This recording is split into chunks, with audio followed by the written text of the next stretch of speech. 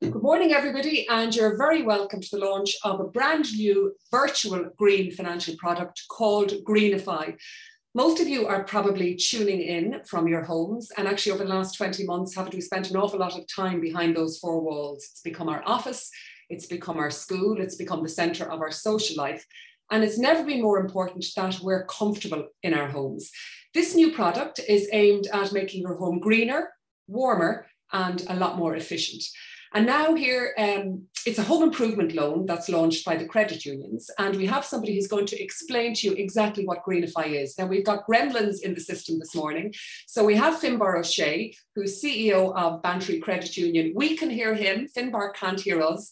So I'm going to give Finbar the thumbs up and he can explain to all of you tuning in what Greenify is. Thanks very much, Helen. And I think maybe to add to the gremlins, somebody else was appearing on Finbar's screen, because we've been frantically for the last 5 minutes trying to fix a minor technical issue here. But thankfully it's fixed now. I hope we're looking at Finbar and not at a colleague of mine. So anyway, we're looking at the screen, so we'll take it away from there. So thanks very much, Helen, for that. And good morning, everybody. And obviously, and welcome, of course, to this, the launch of Greenify. I'm Finbar O'Shea, as it says on the slide. I'm CEO of Bantry Credit Union. But more importantly, this morning, I'm speaking on behalf of the 8 credit unions who have come together over the past year and today see coming to fruition this new loan product and a new brand. And more particularly, I'm speaking on behalf of the Greenify working group. So there's been 5 of us really, I suppose, burrowing away for the last year or so. And they're named up there in front of you. So Brendan Heenahan is our project manager. He was project manager with the Cultivate Farm Loan product and brand, and he's also project manager with Greenify. Colin Irwin in Mitchelstown Credit Union, CEO of Mitchelstown Credit Union. Dennis Daly, CEO of Tullamore Credit Union, and Mick Culkeen, who was formerly CEO of St. Jarlath's Credit Union in Tuam, though he doesn't know how to retire, so he's now business development, having moved on from being CEO. So that's very much the working group, and over the past 12 months we have worked to bring this project to fruition, and we're very happy today to see it go live. Now, before I get into the what of the of Greenify, I'd like to mention a little bit about the why. So, and somebody else is controlling the slides because of the difficulty we're having. So again, we'll apologize for the gremlins. And the first thing I should say is that slide is not a mistake. It's not an error. It's not a slide from from Cultivate Farm Loan product at all. It's deliberate. So this the only story I'm going to tell in my 10 minutes, and it's around this slide. As I said, it's the only story I'm going to say. Back in the mid-90s, I lived in Wicklow, and the local TD was a man called Johnny Fox. He was a Fianna Fáil and then independent TD. He died very young. And by all accounts, he was a fantastic community man. But he was a farmer as well. And when he died, I remember reading an article in the newspaper, a local newspaper, and it recounted this, what's in front of us now. Obviously, it's being made up, but he seemingly had painted on the side of his shed, one of the sheds in the farm, do what you can with what you've got where you are. I since found out Johnny didn't claim it was his. Seemingly it goes back to Theodore Roosevelt. But for me, it absolutely speaks to why we're meeting today. And it's the call to action, as marketing people would say. We all use our different phrases, but I absolutely think that's the motivating force behind Greenify. The climate change, as we all know, is the most urgent and the most critical challenge facing humanity today. Just this week, the United Nations emissions gap report is just the most recent in a constant barrage of reports that are screaming out at us, really screaming out at us to wake up and take action. Now, as you know from the invite, and as you probably heard from Helen earlier on, though unfortunately I wasn't in to hear that part, you know the panel of speakers we have, you know we have industry and environmental experts. So I'm a credit union person. I'll say no more on the climate issues, and I will leave that to the people who are qualified to speak about it. But other than to say, from a credit union point of view, if we're to ask ourselves, what can we do with what we've got, where we are, then Greenify has to be part of the answer. So moving on to the project, I suppose, really. In the early days, over 12 months ago, the working group, and we were trying to, because there are other templates out there, other providers, other schemes of credit union, green finance, and within Cultivate, the small group who became Greenify, were looking at our own, at doing our own green loan. And really these are the three key principles on which we hang it and on which we hang everything. So keep it simple, keep it local, keep it real, authentic, genuine. So keep it simple. That's really one of the key learnings from the success of the Cultivate Farm Loan product. And I've mentioned Cultivate a few times. All the participating credit unions in Greenify already offer the Cultivate Farm Loan product. And from the beginning, it has focused on keeping things simple. And it's one of the key reasons for its success. It also was one of the key requirements of credit union CEOs when we consulted with them earlier this year. And we were doing, engagements around what would our green home loan product look like. Resoundingly, they roared at us to keep it simple. The second principle, keep it local, that is a watchword for everything that credit unions do. And so it should. So what that means for us is that we're not partnering with any national energy company or energy agency. We're not partnering with a national retrofit specialist contractor or any other such national partnership. Our approach is and this is what distinguishes Greenify, our approach is to keep it local. We want, and our objective is that every green home improvement works that is undertaken with a credit union loan would ideally be spent in that locality, and that the work would be done by local tradespeople, local engineers, local specialists. And the third one, keep it real, authentic, genuine, pick whichever word you want. That's another key requirement, or so it should be for everything that credit unions do. And I'm kind of conscious sometimes that can sound a little bit preachy or maybe a little bit glib as a kind of an advertising thing, but we've got to remember that we're credit unions. So that has to be a core fundamental feature of any offering from a credit union. Because if it's not, then we're not being true to what a credit union is. We're self-help financial cooperatives whose mandate is to play our part in the social and economic betterment of our members and our communities. And that's our mandate. That's written in our rule book. That's written in our operating principles. So that should be the stamp on anything we do as credit unions. So those are our key principles. If we move on to what Greenify is itself, it's easily told because we said we keep it simple. So it is green finance for a green home improvement purpose.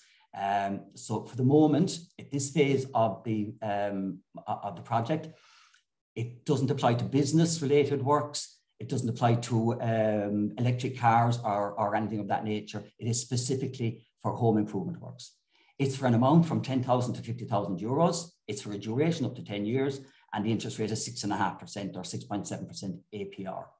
The only comment I'd make about that is that the interest rate is very likely, almost definitely, the lowest rate being charged by any of the participating credit unions for any loan they offer, with the exception of mortgages, obviously, if the credit union is offering mortgages. So moving on to be somewhat more specific, and you can see it there, it's a loan to fund any energy efficiency or energy reduction project that results in an improvement in the building energy rating, the BER, of the home. And there's no need for me to read through them. We can see them there. It's those and anything else that enhances, improves the energy efficiency of the home. So that's the on that side of it. Moving on to, and you can see down the bottom right hand side, the keep it local. So moving on to that theme, I suppose, of keep it local. The Stakeholder Platform. again, building on the success of Cultivate, the Stakeholder Platform was a key ingredient, both in the initiation of Cultivate and in the success since then of the Cultivate Farm Loan product within the up to 40 credit unions now who offer it. So every credit union who offers Cultivate, and now every credit union who offers Greenify, is actively engaging with the relevant stakeholders. And again, there's no need for me to read them out. You can see them there, from the professionals in terms of engineers, our assessors, through the tradespeople, all there, obviously builders, electricians, plumbers, down into suppliers, community energy groups, housing bodies, public representatives, and also into the school sector, because we have an educational role to play as well. Lots of, all 8 credit unions who are participating have already engaged actively with many of the stakeholders within their areas. Many of those stakeholders are at this meeting now, and welcome to them. But today's just the beginning. We will be developing those relationships with them to see, it's a two-way process. We want to learn from them and obviously see what we can bring to the Stakeholder Platform and to their businesses. So moving on to to keep it real and authentic, a key feature of this has been the training for credit union loan officers. So our project manager is a man called Brendan Heenan, and some people on this call, a good many people on this call probably know Brendan around this meeting. In his own style and in his own way of doing things, Brendan was out trying quietly and diligently and behind the scenes to put this piece of the jigsaw in place. And thankfully, he came in touch with Colm Tynan, who's one of the panelists here this morning. And Colm is project leader with the Sustainable Energy degree program in Waterford Institute of Technology. So a group of people, Colm and some of his lecturing staff in WIT, and on our side was obviously Brendan, and he was joined by Paul Morgan from Ennis-Diamond Credit Union and Kieran Ryan from Burke Credit Union. They put together a bespoke training program, which all the loans officers who are now going to be engaging with members and dealing with members in credit unions, all those loans officers have undertaken the course, and it will be a requirement for any credit unions in future. And obviously we're at phase 1 and we want to grow, but it will be a requirement of any credit union joining us that their loans officers are trained through this course. Moving on. Another part of the keeping it real is we all need to look at ourselves, and the credit unions need to look at ourselves. So, and you can see there the different ways that some credit unions are doing it. So again, we're individual entities, so we do different things within our areas, but that's just a snapshot of some of the projects that the credit unions who are participating in Greenify are undertaking within their own credit union or within their communities. And again, that's just a start, because this is a challenge to all of us. So, of course, I mean, to have any credibility, we have to up our own game in terms of how green we are and how energy efficient we are ourselves. What's next? Well, today is just the first step. It's the launch, as I said, of the new green home loan product and a green brand. We will be inviting green stakeholders and other credit unions to join us on the journey, because that's what it is. So, well, people can read it there. If you're in the building industry, please contact us. If you're from a credit union who's not within the pilot scheme, please contact Brendan or any one of the 8 credit unions. And if you're a journalist or work in the media, please help us to get the word out there about Greenify. My last very pleasant task is very quickly, just conscious of time, to say a few quick thank yous. And I did have some notes. So, and I suppose in this, I am now speaking in my capacity on behalf of Greenify. There won't be another Greenify as such speaker. So I do want to thank our moderator, Helen Carroll. I want to thank the Minister with responsibility for credit unions, Sean Fleming, and I sincerely, Minister, want to welcome you and to thank you because, well, obviously to thank you in your capacity as Minister for Credit Unions. I also, and this wasn't at all scripted, I also want to really thank you for your engagement with the credit union sector in the last 6 to 12 months. You engaged with us, you met us in Cultivate. I know you've met all other stakeholders and bodies, and there's an awful lot of us, and that's one of the challenges, and I appreciate that. And it's something that we're working on, but we'll leave that for another day. But for you to join us today and to devote the time that you are devoting in staying with us like this, it's a fantastic vote of confidence, and it's deeply, deeply appreciated. I also want to thank our other speakers, Duncan Stewart, our keynote speaker, who needs no introduction to any of us. Our other expert panelists, that's Ruth Buggie, who I haven't mentioned. Ruth is from the SEAI and is on the panel for the roundtable discussion being moderated by Helen, and Colm Tynan, who I have mentioned. Quickly, just want to mention the credit union people, not by name, in the 8 credit unions who've been involved in this, and Brendan Heenan. The last thank you I want to say, and they actually won't thank me for this, and they probably say that they should be silent, but I really want to thank David Layden, Larkin Bannon, and the team at IFAC. You shouldn't maybe plug the people in the background, but I'm going to do it.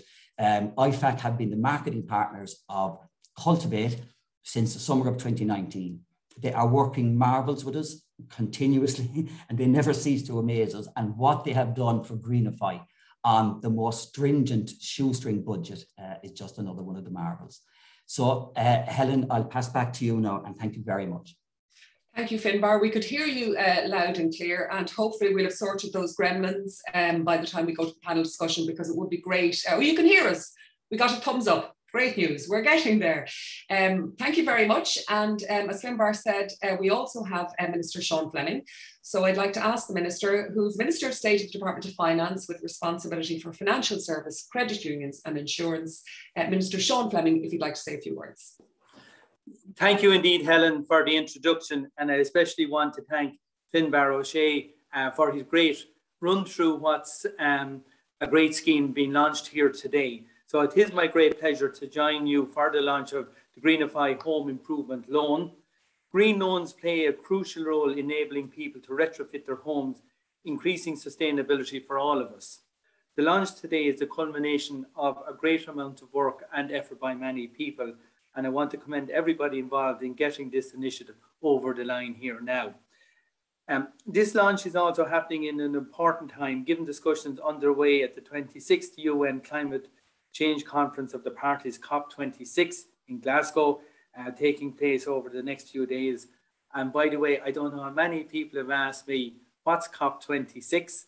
Nobody seems to know what it means. Every media outlet talks about it, so it's important we specify it's the Conference of Parties, and it's the 26th such climate conference, and it's been held in Glasgow, because we hear this word COP26, and most ordinary people don't seem to know what that phrase means. So that's why I'm just diverting for a minute to explain that. All of you know, but it's a point we just have to make when we're talking to people, because they don't understand sometimes acronyms that we use when we're talking to ourselves. So domestically, the government's climate action plan sets a target of upgrading 500,000 homes to a building energy rating of B2 by 2030 and installing 400,000 heat pumps to replace older, less efficient heating systems. These targets were confirmed in the programme for government and represent a very significant increase in both the volume and depth of retrofit activity in Ireland. Budget 2022 commits 202 million in carbon tax revenue to fund SEAI residential and community retrofit schemes, and a further 10 million for the solar panel scheme. This investment will support over 22,000 home energy upgrades, including over 6,000 homes to a BER rating of B2. It will deliver warmer, healthier and more comfortable homes with lower energy bills. It will also reduce our emissions from the residential sector and improve air quality. The Minister for Housing and Local Government and Heritage will invest a further 85 million as part of the local authority retrofit programme, and this will deliver approximately 2,400 B2 retrofits in local authority homes next year. It's important that that's happening directly, because many people in the local authority wouldn't have the finance to part finance it, or maybe even take on a loan that we're talking about here. So it's good that the department is funding those directly. The National Development Plan provides an unprecedented level of investment for retrofit activity over the coming years, with planned allocations to 2024 of 1.342 billion.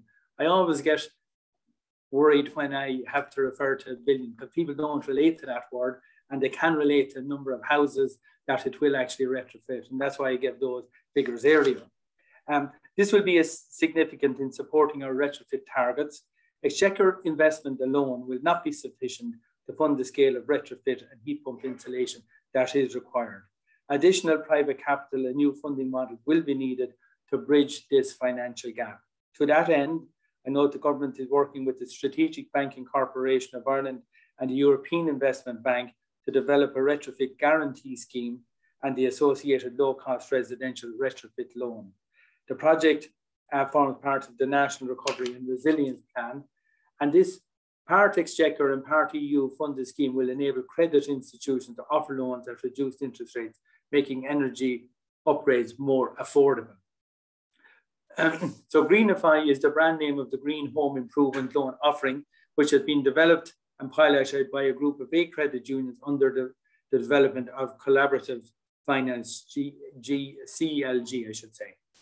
As part of my detailed engagement with the sector, I've met with Collaborative Finance to discuss your farm loan product called Cultivate, and I've separately met with many credit unions who offer the Cultivate loan.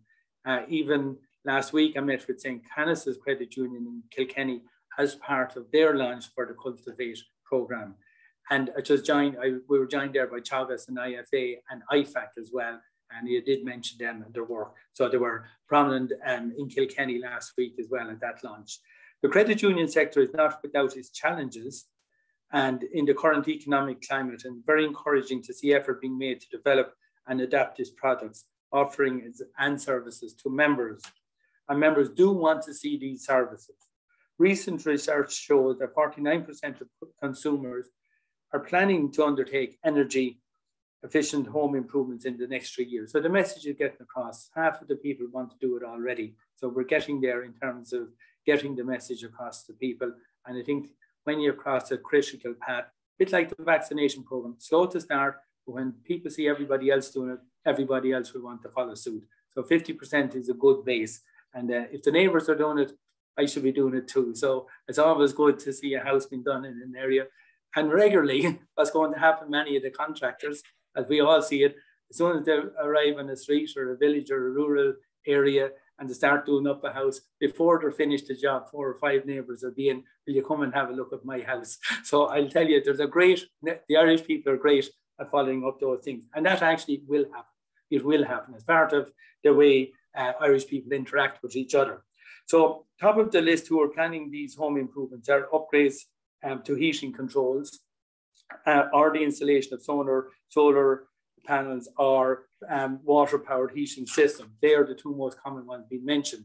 And the research also reveals that the biggest obstacle to making energy-efficient home improvements for consumers is the high costs associated with these improvements. It ain't a cheap option at the moment. So, however, 3 out of 5 consumer surveys say that they've already begun some form of retrofitting, with almost 20% using a credit union or bank loan to finance retrofitting. So you can really come in here, I think, and grow this initiative, I think, over the coming years. Over the summer, I met with Cultivate and other credit union stakeholders to gain a further insight into collaboration and business model development in the sector. So 19 credit unions were approved for the COVID-19 guarantee scheme in 3 collaborative groups. 2 funds were recently launched to lend to approved housing bodies. That has been under discussion for 1.5 years now. Central Bank has approved that at long last. And what I will say is those schemes are open to every credit union in Ireland to invest in the company that's going to do the investment. It's not just those companies who were part of the application. They've got authority to set up this new fund, and it's open to every credit union in Ireland to participate in that particular funding scheme. A further group of credit unions have launched a venture to distribute insurance, and such collaborative efforts by Collaborative Finance and others are positive examples of what can be achieved.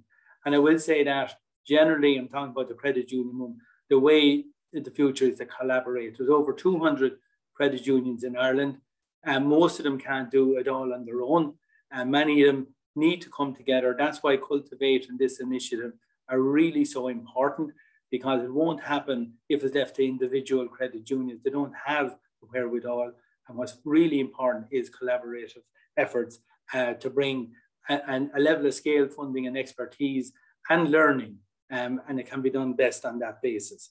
So work on the programme of government to commit to review the policy framework for credit unions is now at an advanced stage.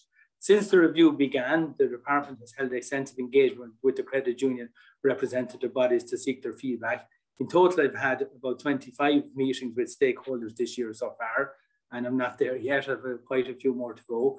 And I intend to consult further with the sector before finalising a list of proposals aimed at supporting the sector to grow. So that will be coming up shortly. That will happen this calendar year. I've spent several half days in my office with the officials putting those proposals together. We have them in draft form, and there will be consultation on that before we put them out. And I would, however, caution, this is a strong message I have for the credit union movement. It's not in relation to this particular product at all, that legislative amendments can take time to implement changes.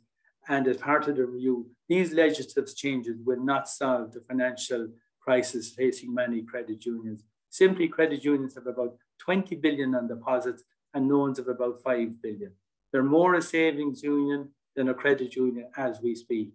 My mission, I've only one wish for the credit union, is to assist credit union to lend more money, grow your lending book. That's how you make interest. That's how you can develop your services. And without having loans out there, you won't be able to grow into the future. So that's my principal task, to grow the loan book. You have the savings, but now we want to grow the loan book. And what we're doing here today and launching today is about growing loans for a fantastic purpose as well. So I'm conscious of the time, and let me just say in my closing remarks, I want to thank everybody involved and all the members of the credit unions. We share the hope and belief that what has been launched today will have a positive and meaningful impact on many households throughout the country. It's my hope that the credit union-backed collaboration such as this will provide new lending opportunities for credit unions. And Greenify is a positive example, as is Cultivate, but more must be done to deepen collaborative efforts, which I have been saying, and I know you're working on that. And this is an excellent example of this. So thank you to the organizer for giving me the opportunity to speak and launch, and congratulations to all again. And I say successful lending and all the success with this program. And I look forward to watching progress in this area in the months and the years ahead. Thank you very much indeed. Thank you very much, Minister. And Minister has kindly agreed to stay with us for most of our panel discussions, so we will talk to you again shortly. Now for our keynote address, as Finbar said, the man who needs no introduction, but I'll introduce him anyway. It's Duncan Stewart, presenter of RTE's EcoEye. Thank you, Helen, and thank you, Minister, Finbar, all the team, Brendan. You know, I must say this initiative is really important, and the credit unions are the right people to be doing it. So committed to their local areas, and you know, so close to what people, to who their customers are, who their members are, etc. So I'm very committed to credit unions, and this is a really important initiative. So I'm very pleased to be asked to give a talk here about climate change. And you know, where do I start? Because I think we all understand now that climate change is the greatest existential challenge that civilization has ever had to face. We have created this problem because of our greenhouse gas emissions. We've now got to a situation where the concentrations of CO2 in the atmosphere are now at 415 parts per million. If you put that in context, that's 50% above the highest it has been for over 800,000 years, and the highest in 3 to possibly 4 million years. So we're in a situation of a species that are out of control with our greenhouse gas emissions. We've altered the chemical composition of the atmosphere. We have altered the oceans in terms of their temperature, and in their terms of their acidification of the water caused by our greenhouse gas emissions. And we have altered the biosphere for all living species.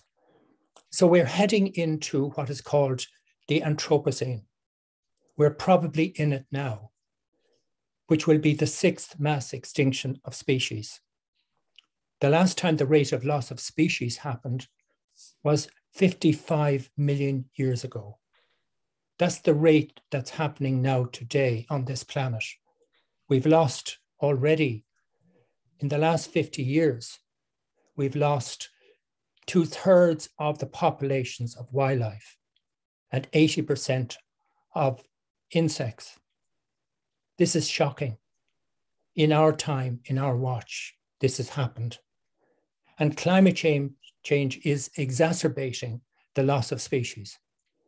But climate change is the greatest existential challenge to all of us, and especially to our younger generation. And I'm talking about not just children, I'm talking about people under 50. You know, if we look at over the next 30 years, what's coming down the track with climate change, unless we make massive changes, fundamental changes in our greenhouse gas emissions, we are heading for massive problems. As we get into the second half of this century, you know, the problems will get completely out of control and will be irreversible, and basically runaway climate change is what will happen unless we attack this now. This is happening very late. We should have done this 30 years ago. We knew the science was there. We understood the issues. In other words, it was very firm at that stage what the science was, but for whatever reason, society ignored the facts and governments ignored the facts across the world. So we have this challenge now, and we have basically 8 years to reduce global greenhouse gas emissions down from what it is now to at least 45% of a reduction over that time. That's the global need. The United Nations yesterday informed us that, on Tuesday, in their recent report, of if the trajectory now we're on for COP26, as the Minister just mentioned, the NDCs, commitments by governments, will actually only bring us down by 7.5% reduction by 2030. So what's going to come out of COP26, unless changes happen there, we are facing massive problems, because a 7.5% will cause us to exceed 2 degrees, which we're into dangerous climate change. So what's going to happen in COP26 really failed in 2015, in COP15 in Copenhagen, where governments, especially the US, basically did not commit, and effectively everybody the whole thing fell apart. And of course, there was a big false climate change scandal in the media at the time, which discredited the whole science by vested interest groups that were infiltrating the media. So we know what's going on out there of vested interests basically pushing their agenda. And I'm talking about the fossil fuel industry, etc. So we look at climate change and we look at, you know, where we are in terms of what's happening. Well, the EU has made a commitment of a 55% reduction in greenhouse gas emissions by 2030. That actually is not good enough, but it is a big step forward and it's a big challenge. Now that 55% reduction is from 1990 levels. And Ireland's emissions in that time, since 1990, increased by 10 to 13% in our greenhouse gas emissions across all sectors: agriculture, energy-related CO2 for transport, heat and power, cement, waste, these sort of issues, are what comprises our accounted for emissions. But in that time, Ireland's emissions went up by 10 to 13% across Europe.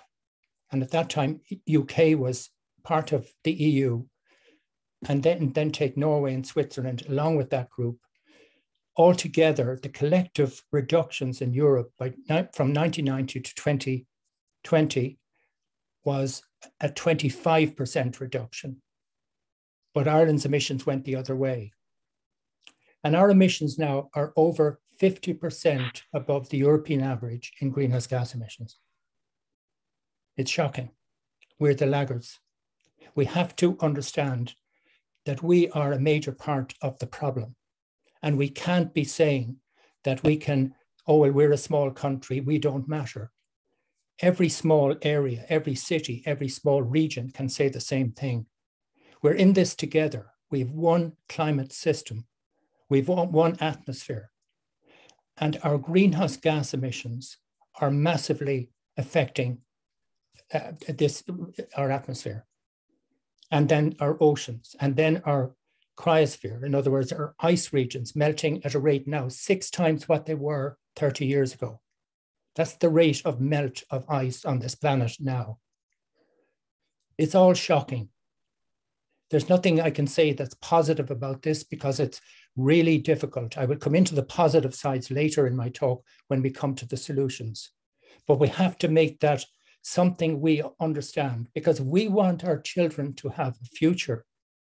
We have to collectively all engage in this. And there's no room for laggards or free riders.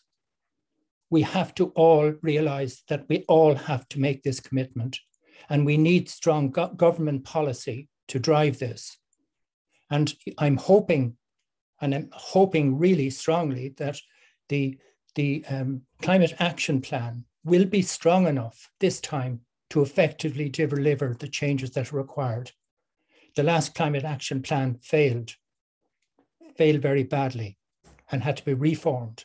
So we're waiting for this to come out. It was meant to come out last month or by the end of this month. I don't know whether, maybe the Minister might be able to inform us of that. And by the way, thank you, Minister, for your comments. I really appreciate your commitment to this. You seem to be incredibly sincere about it. And it's great to see you staying on and listening. And, I really want to see more of our ministers taking the issue of climate change really seriously and not putting a spin on it or not giving us a greenwash approach to the problem. Our citizens deserve to be treated honestly by politicians. And we need to understand that we don't want to look back in 20 years' time and feel that we were misinformed or basically cheated in this situation. It's very difficult for politicians. I understand that because doing something painful is difficult. It's not easy for politicians to go up against the status quo who really just want to get on with their life as it is and deal with issues that they are. So it's not an easy thing. So I'm not trying to in any way blame politicians for this because we as a society are the ones that elect our politicians, and it's really based on what their objectives are, what their needs are, politicians respond to. So we need to understand that we have to deal with this issue fundamentally. And it's great to see that what Greenify are doing, that is going to make a massive change across the country. And if we look at our emissions across different sectors, agriculture is now 35% of our overall greenhouse gas emissions. Transport is 23% of our overall greenhouse gas emissions, but it's 39% of our energy-related CO2, followed by heat in our buildings, which is where we're talking about now, heating our buildings. That's 34% of our energy-related CO2. And then power generation is coming down because of the amount of wind energy that's out there now. That has come down to 27% from what it was maybe 5 years ago at 34%. So power generation is coming down. It's becoming less carbon intensive because of wind energy and because we're closing down peat plants, etc., and other power generating plants from fossil fuels. But we need to look at the heat sector because that's really important to us. Because when we look at across those sectors anyway, you have transport, heat and power, then you have cement, which is another 6% of our greenhouse gas emissions. That's because of that when you go into the manufacture of cement to turn it into concrete. And when it comes to buildings and new buildings, the average house where built of concrete will generate about 40 tons of CO2 in embodied carbon. That's a really shocking figure. And I think we need to understand that every time we build something new, every time we buy a new car, for example, the embodied carbon that goes into the manufacture is very, very high. The average car in Ireland, new cars sold in Ireland, the embodied carbon from the manufacture of those cars is about 17 tons of CO2, just to put it in context. That's the average car. It ranges from about 6 tons for a small car, light car, to about 35 tons for an SUV, a large SUV. And this is a shocking amount of carbon emissions that are being dumped into the atmosphere freely. And I think we need to realize where these problems are coming from. You know, a lot of these buildings, most of these buildings could be built of timber, which stores carbon out of the atmosphere.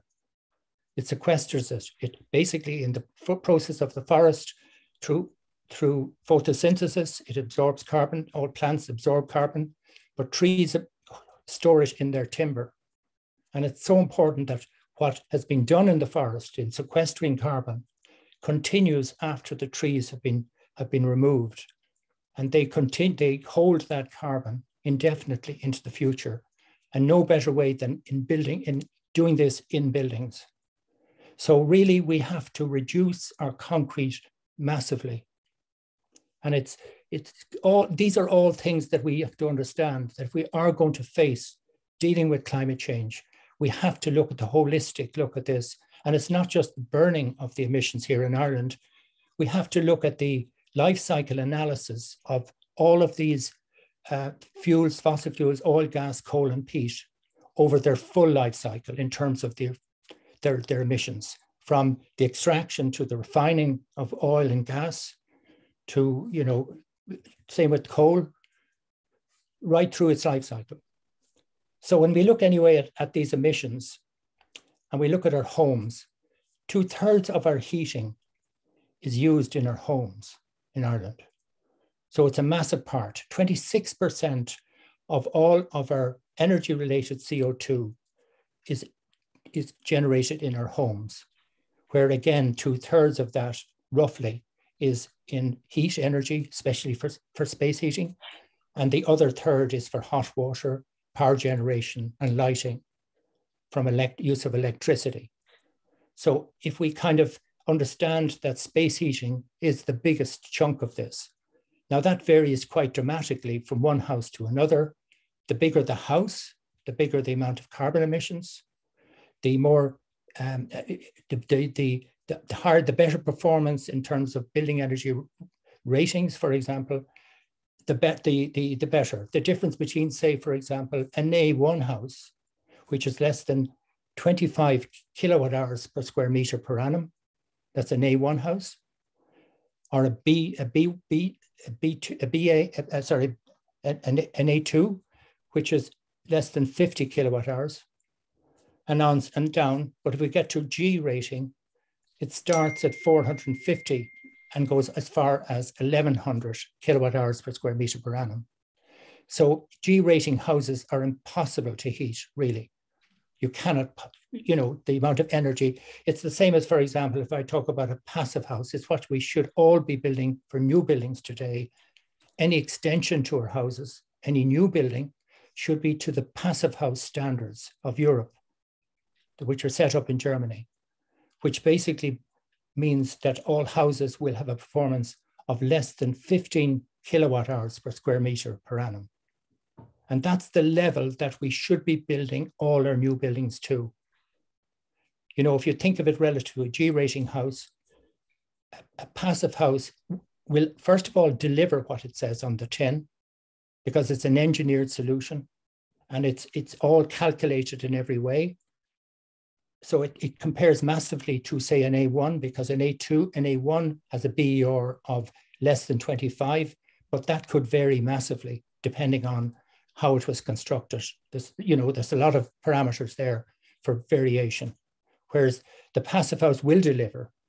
But then you compare that to, say, a G-rated house.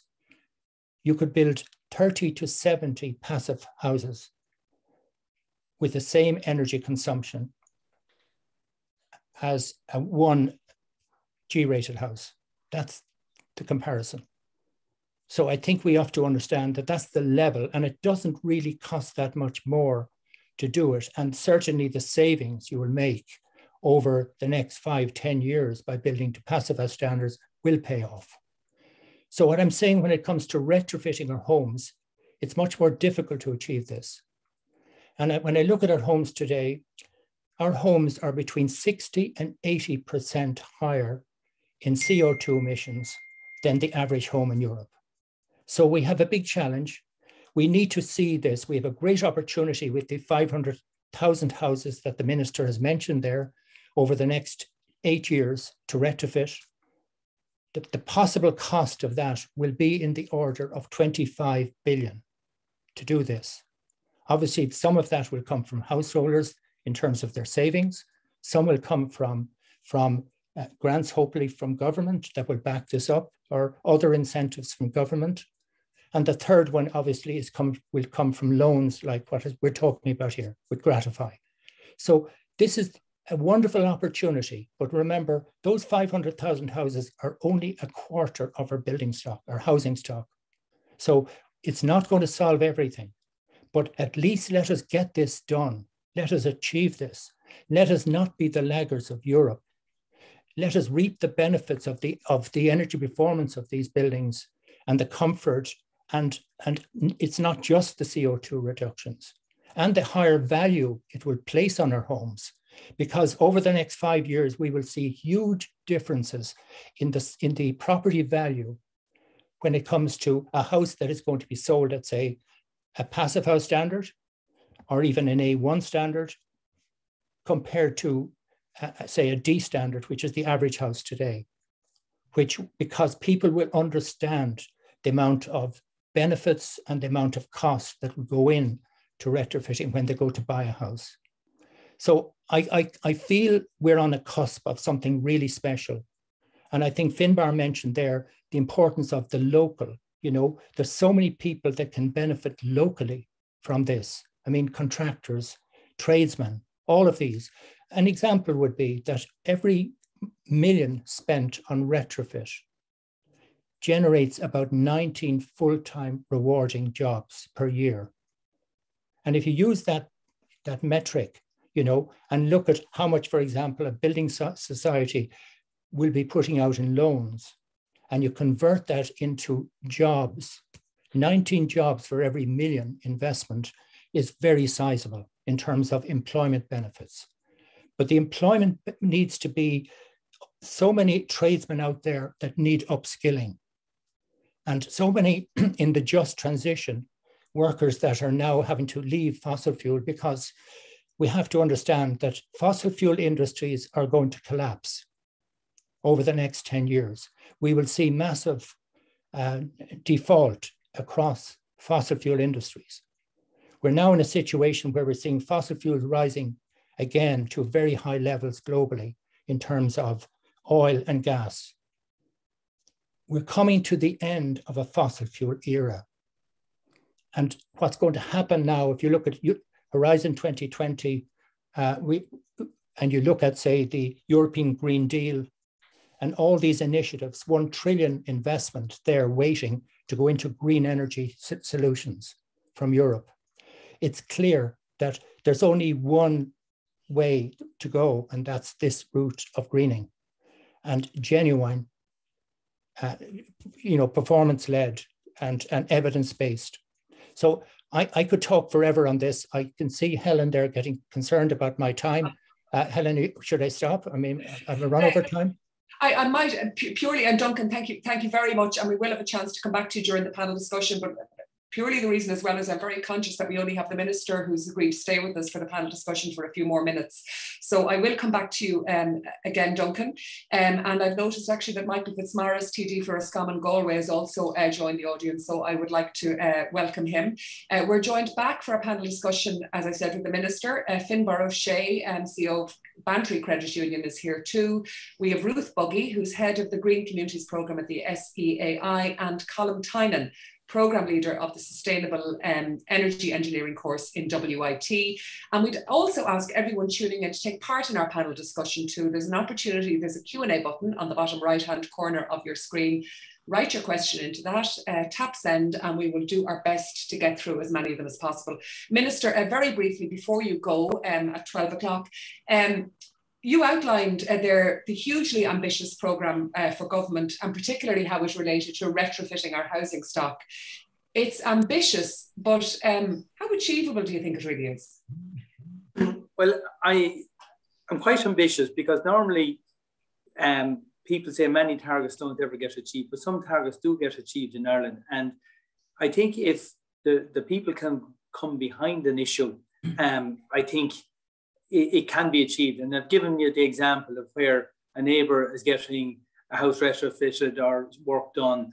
I think other people will follow suit. So there's a bit of a turning point, and I really believe the Irish people are like that. Years ago, they used to call it keeping up with the Joneses, but now I think people, if they see something good, they actually want to do it.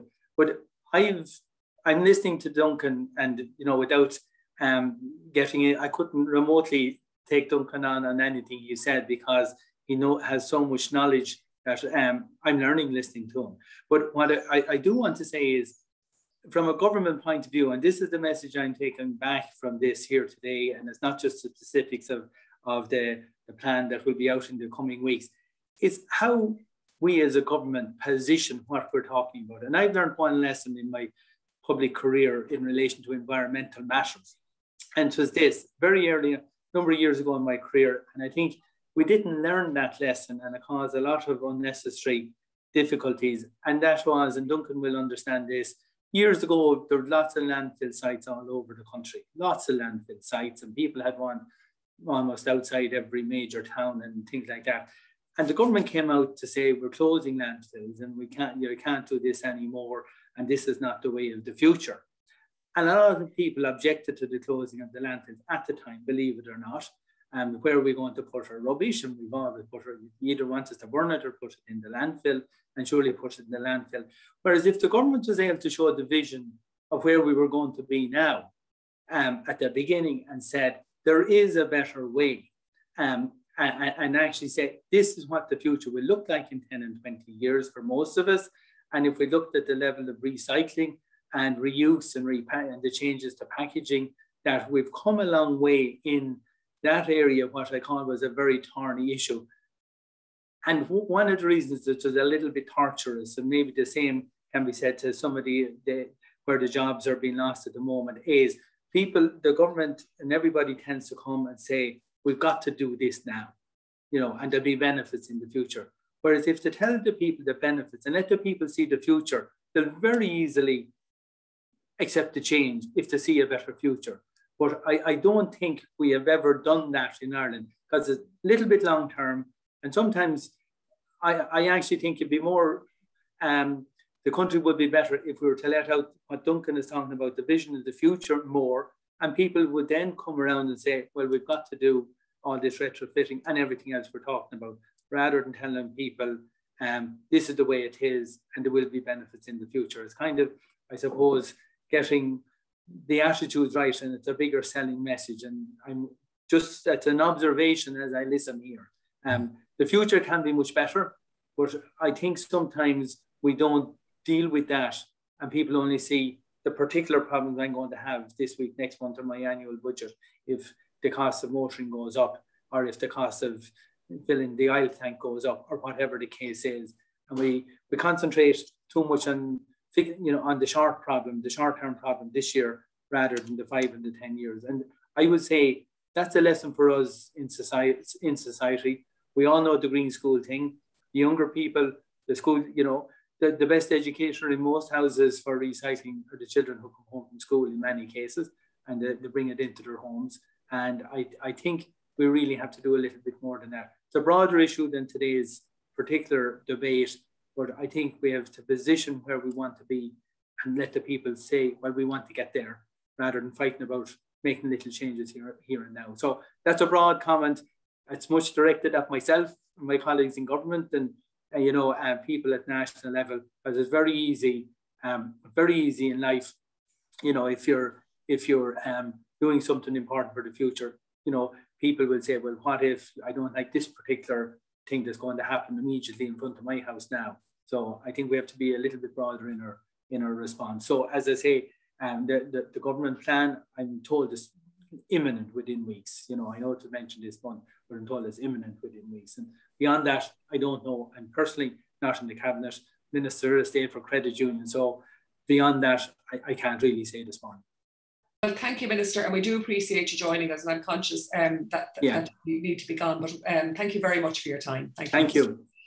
Ruth, I'm going to come to you now. You're working with the SEAI. As Duncan said in his presentation, the average energy rating of a home in Ireland is D. Is the first step people should do is figure out, the first time I got my house energy rating was when I was selling it. And that's probably the way most people do it. So is the first thing we should do is figure out what our home's BER is? It's a really good starting point for homeowners to consider that. What I would say as well is that 1 in every 3 homes in Ireland has a building energy rating. So it might be just a case of reaching out to a neighbour if you live on a road with similar homes to find out, has anyone already had one done? And that might be a good indication. Another good starting point is to consider tracking your energy use. So seeing where you're actually spending your energy between heating, electricity and transport. And that can also help identify where the best opportunities might be for your household. Duncan spoke about $1 million spent on retrofit and the jobs that come out of it. Every 250 homes spend about €1 million on energy. And with very simple changes and upgrades, it's quite easy to save 10% of that. And with the credit union movement and the interest in keeping money locally, saving 10% within 250 homes is €100,000 for that community to stay local and not get shipped off to buy oil or gas overseas. And with grants and the work and the support being done with Greenify, that could easily go up to 25% saving. And that accrues every single year within a community. So this is a real recurring benefit. And I suppose an enduring benefit from people take action for themselves immediately, but also for the much wider community as well. Colm, I'll come to you before even, as Ruth was saying, the first thing is maybe figure out what your energy rating is. But there are other steps, surely, before you start spending money. So what are the first steps that homeowners who are living in a standard average house, a D rating, a C rating, BER, what are the first things you reckon they should do?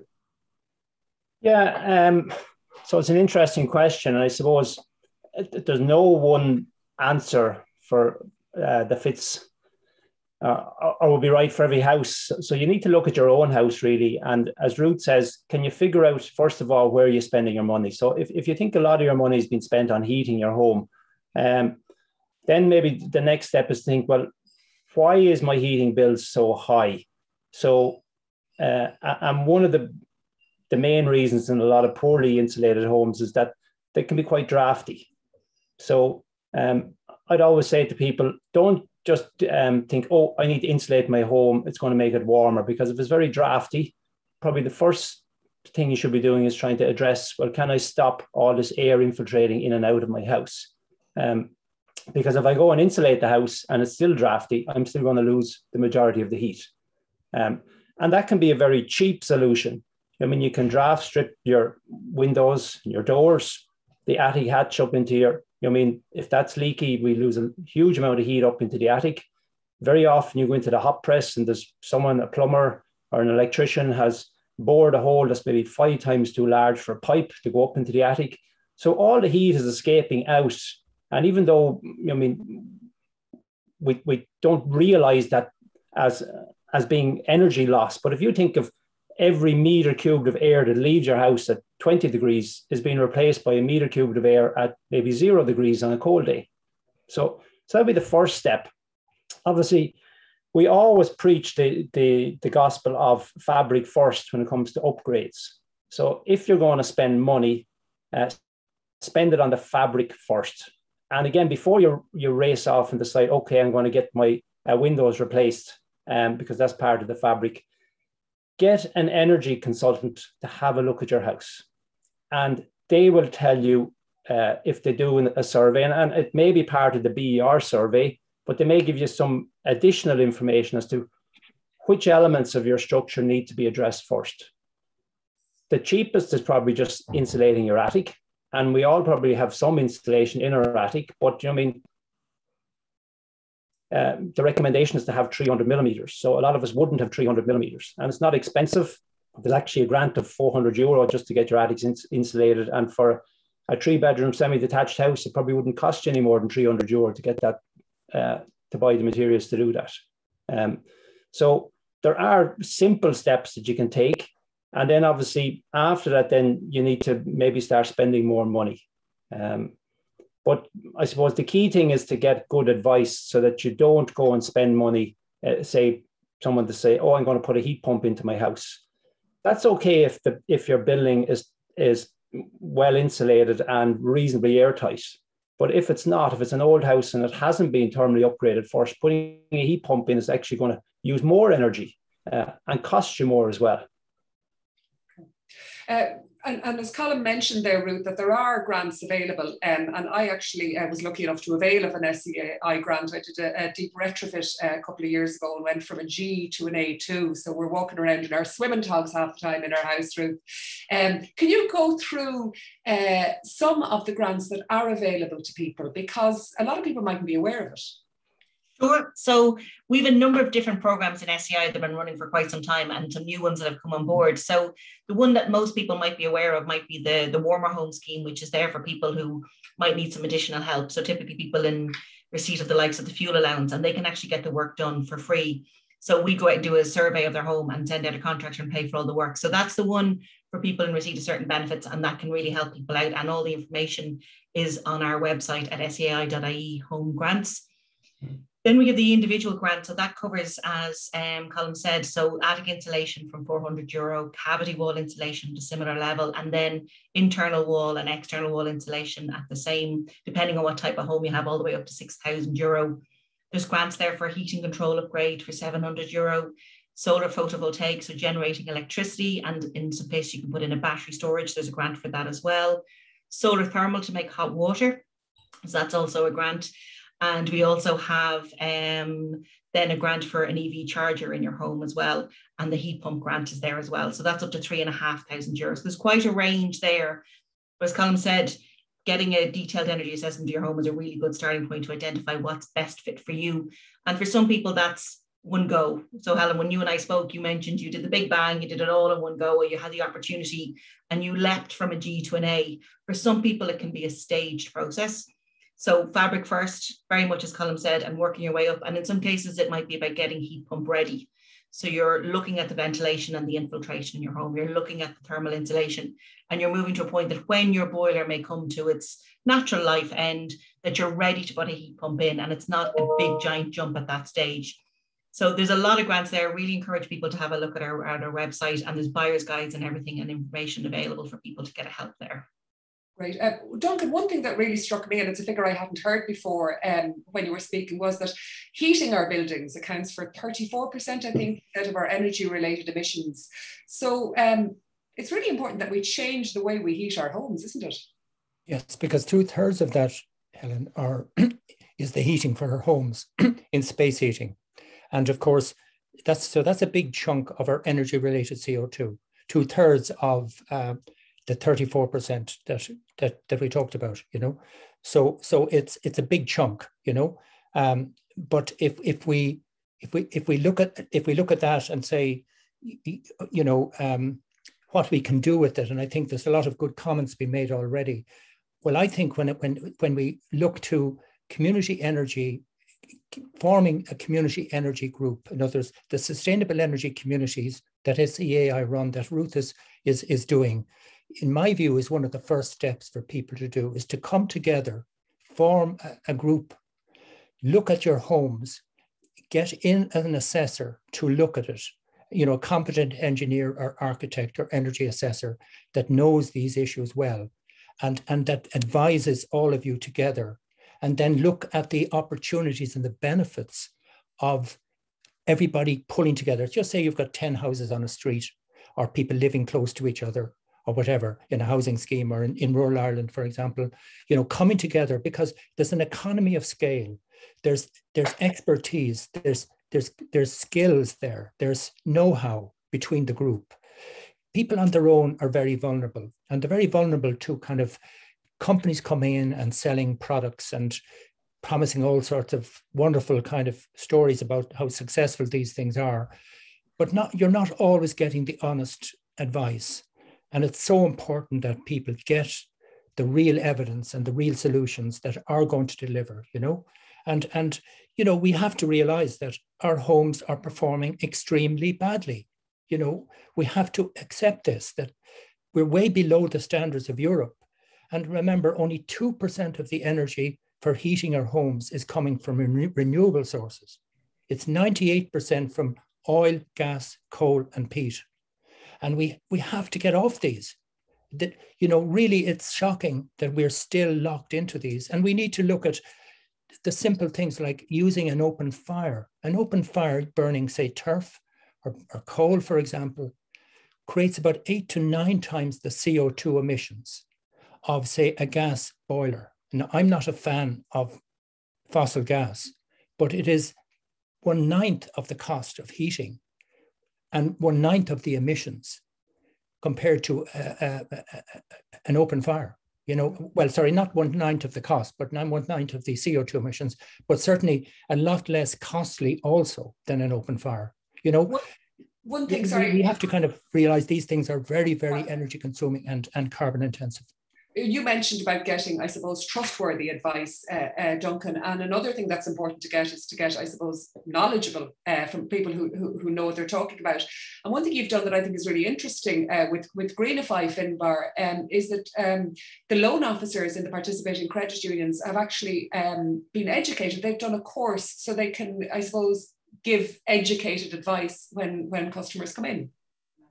Yes, certainly, Helen, and that's one of the core principles of the Greenify project. And obviously, thank you to Colm and people in WIT and the things, because in some parts of those courses we were thinking like we're not engineers, and we're when the formulas were coming out and we were struggling with that. But we were always taking on board the key messaging from it and the key messages. And as again, Colm has mentioned, the 2 of them there today that are burnt into my mind, and I think everybody else who did it, is the fabric first. But even more than the fabric first, it's the sound advice. So credit union loans officers are loans people. We're credit union people. We're finance people.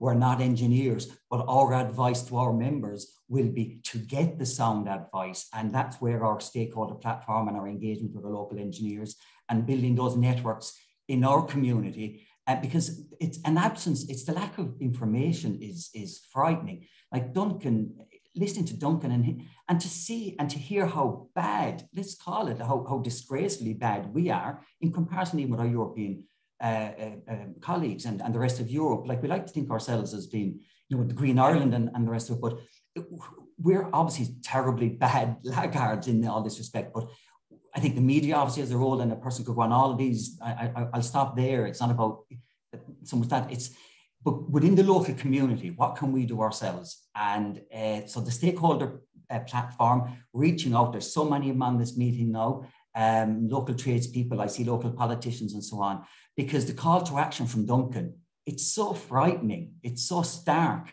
And then the good news is what Ruth and Colm are bringing, the practical steps we can do. And, that's hopefully we'll be a little piece of that jigsaw. There is good news, definitely, that there are practical steps, but unfortunately we've seen construction prices just soar in the last few months. And I presume, Colm, that means that the cost of energy upgrades has increased as well. Yes, unfortunately it has.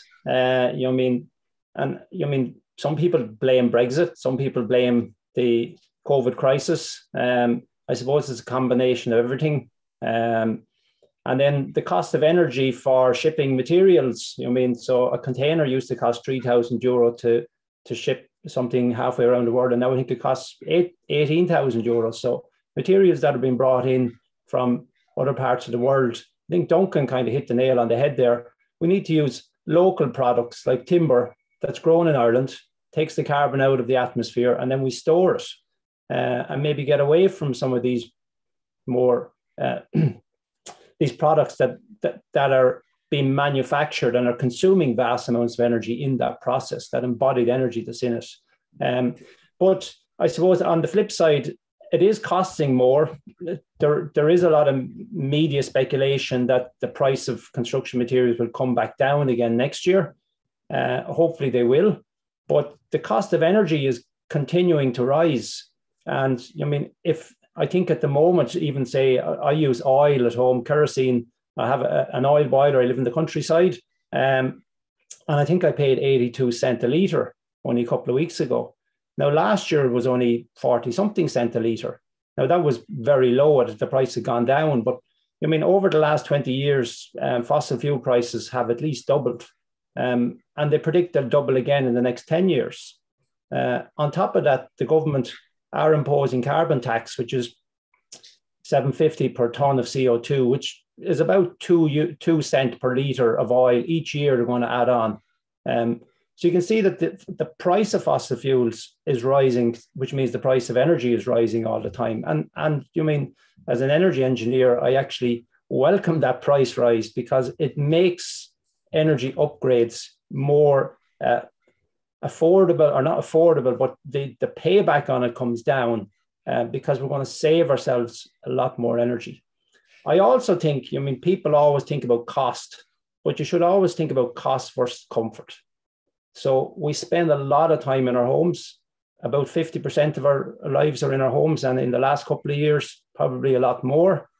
I mean, and you have to think about your house being warm, being comfortable, being healthy. It's energy efficient, has low emissions. You know what I mean? And we shouldn't underestimate all that. Every room. Colm, sorry, healthy is a big part of it now at the moment. Ventilation with COVID, and again, that's another benefit of doing retrofitting your home. Your air quality can improve. Yes, I mean, and in your houses now, you know, we would install mechanical ventilation heat recovery systems all the time, so that we actually control the rate of ventilation in our homes, and combining that with proper insulation upgrades, we can eradicate condensation and mold growth in our homes, have much better air quality. We can guarantee that we have a proper air supply throughout the house. And I know some of the grant schemes, particularly the ones that Duncan mentioned, where groups of people come together, you can now apply for grants for ventilation systems under that. I think the individual ones you can't, Ruth, but I think in some of the group schemes you can. And there was a new one launched there, I think this year, wasn't there? The one-stop shops. The one-stop shop for the communities. I know I had it written down. The National Homes Retrofit Scheme, is that the new one? Yeah, with one-stop shops where you get good advice as a group of people. But I suppose within the house, yeah, being healthy, a healthy home is a nice place to live, you know what I mean? And the other thing is that when you do an upgrade is that your whole house becomes useful again. Lots of us have homes that before they were upgraded, we had spare bedrooms and maybe a dining room that we never used because it was always cold in there. It was, you know what I mean? And so we only lived in half our home. Where you get an upgrade, your house becomes accessible, all the rooms are warm, and we use the house more. Ruth, one thing Finbar had mentioned, I think when we said 10 to 50,000 of a loan is what's within this Greenify scheme. Can you do a lot, I presume, with 10 to 50,000? You can, and the program that you were involved in, that deep retrofit program, the average spend in that case was €50,000. At the time, the grant was 50% of that. So that was bringing homes up to an A2. So it was a very extensive retrofit. So the amount being given is a really excellent fit for the type of up to the deep retrofit that people might want to do, but also allows them to do a stage process as well. So it's an excellently scaled program for the grants that are needed to support that work. We're coming towards the end of it, and I have got some questions from the audience that I'll put to the panel. One question, Finbar, this might be one for you. Will loans be gross or net of grants? Is that something you can answer? If I can answer that, I think the loan is separate from the grant, but always within a credit union loan, and not to get too technical, you can always pay back. So for instance, if somebody's job was, it's gross of, so if somebody was doing works to the value of €50,000, let's just say, and they were likely to get grant aided, I'm guessing, say in the region of 15,000. The spend obviously has to go up first. So they would borrow the 50,000 euros, pay for the works, get the grant, and then net the grant off the loan, and obviously leaving them with a residual 35,000 euro loan. So I hope that addresses the question. There's another question from the panel. I don't know whether Ruth or Colm might answer this or be aware. Does the panel have any insight on the impact installation of solar PV systems may have on home insurance? I'm not sure if that's something that either of you will be aware of. It's not something I'm aware of, but I'm happy to take the question back to my colleagues in the EV on the PV side to see if they're aware of the issue. Okay, we might get in touch with the person who has asked that question. And then education, it's something that all of you touched on quickly, Finbar, that some attendees are interested to hear more about the role of schools in the Stakeholder Platform. Do you envisage any specific role for transition year students in the Greenify project? Because I think, as Duncan said, it really is the children bringing home the information, they're educating their parents.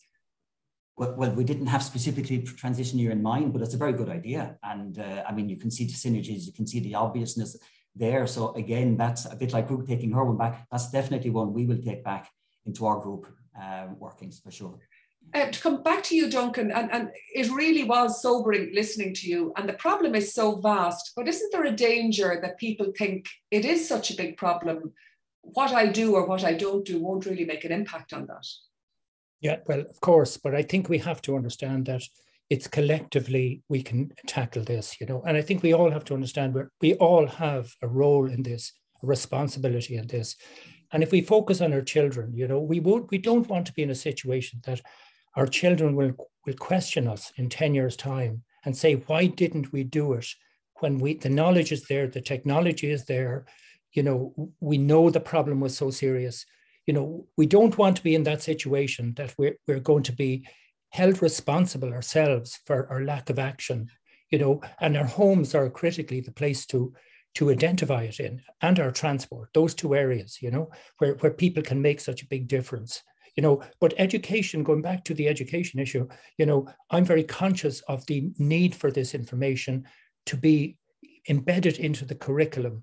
And transition year is a really good place to do it.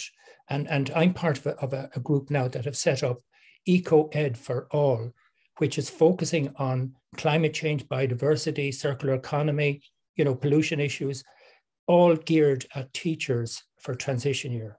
We're working this through the education centres. But what I mean is information going back to parents from their children about these issues could make a huge difference. I mean, you know, school kids questioning their parents. We know there's going to be a revolution of young people. There's no doubt coming down the track over the next few years. Young people are now fighting for their future. You know, Greta Thunberg is doing wonderful in what she's doing. It's so important to listen to her, because this is the generation that are going to suffer the consequences of climate change at a very, very serious level. You know, we get towards 2050, could be 2040, we could see hundreds of millions of migrants pouring across the planet, starving because they have to abandon where they are with the impacts of climate change. This is what's coming down the track. And I mean, the problem will get totally out of control unless we are focusing too on protecting these people in their local areas and building capacity in these developing world regions that are under huge pressure from climate change, you know. And no matter how that, we're facing big problems. Absolutely, and no matter how vast the problem, every little bit does help. And one final question, I'm going to put it to you very briefly, Colm. There's a huge amount of work to do. A huge amount of our housing stock does need to be upgraded. And it is important, as Finbar was saying, about keeping that spend locally, local money, to be spent locally. Do we have a skilled enough workforce? Do we have enough people qualified to upgrade our housing stock? Probably not at the moment. But there are, you know, I mean, the ETBs around the country have a lot of training programs being put in place. And they're at different levels, you know, I mean, they're for tradespeople, but they're also maybe for a project management level. But in the third level sector, then, you know, I mean, we have courses running at undergraduate level, part-time courses now. So we have one in WIT, which is in NZEB design. It's a postgraduate certificate. We have master's programs, but I think a lot of these part-time programs allow people that are working in the sector maybe to come in and to upskill. And I think that's the key, is that lots of people know a little bit about what maybe we need to do, but they don't maybe know enough. And we need to get a bigger pool of people or experts that have the skills required going forward. Because we've 2 million houses in our country, roughly. At least 1.5 million of them probably need to be upgraded by 2050. We have a target of 500,000 by 2030, but we've a lot of people need to be brought into this sector to work. Colm, that was the last question. I have one more last question. I don't have more last questions. I get another thing I've been told to say. Bernard O'Grady had a question, and in answer to him, yes, the recording will be available afterwards. Another question that's come in, finally to put to you, Ruth, that are the parameters for energy rating changing constantly? So could an A1 rating today be a lower rating in 5 or 10 years' time? They're not changing. The process in which and the methodology is advancing, but it's not changing the bands. What is an A-rated home stays an A-rated home, and your BER certificate is valid for 10 years from the time you do it. So it's a very long-lasting product. Great. And Duncan, you wanted to come in with one final thing, did you there? Well, yes, I think, well, first of all, our trades do need, all trades. I'm an architect, and I'm very conscious of a lot of good tradesmen out there trying to do but they just don't have the knowledge.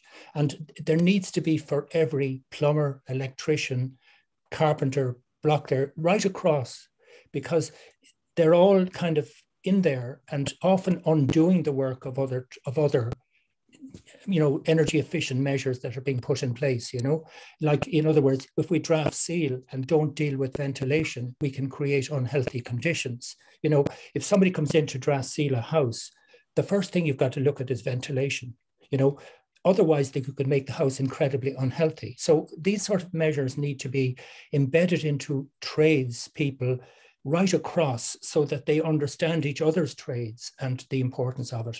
And I think another thing that I think we need to look at is we need to find solutions for renewable energy for our homes, for heating. At the moment, the options are very little for people, especially in urban areas.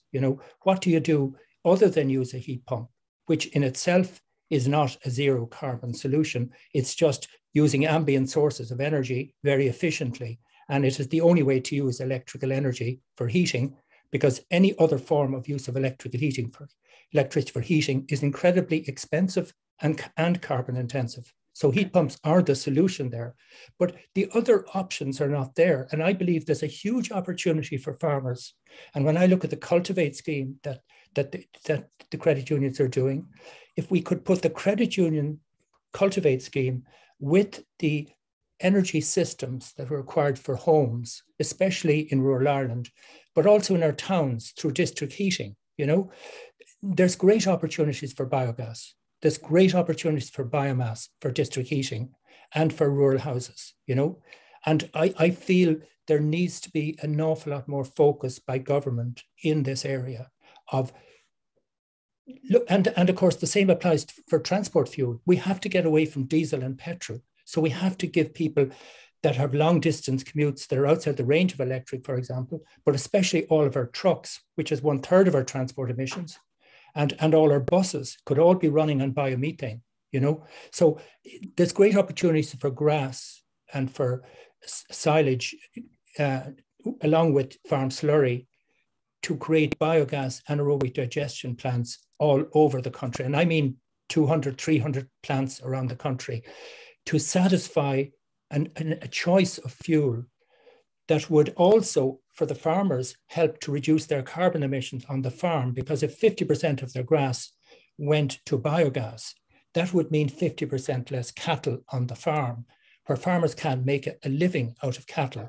83% of farmers cannot make a living out of rearing cattle for beef. So those farmers could be making a living.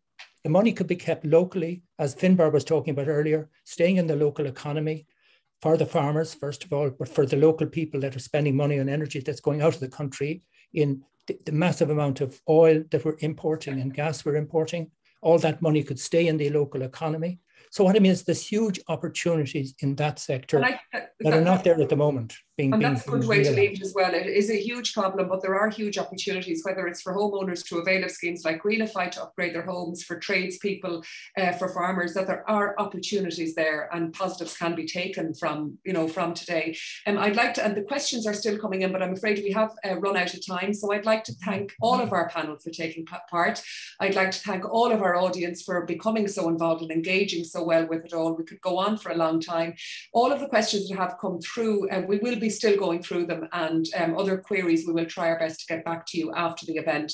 For more details, and if any of you would like to find out more about Greenify, if you visit greenify.ie, there's tons of information there. And once more, I'd like to thank everybody for joining us, and enjoy the rest of your day.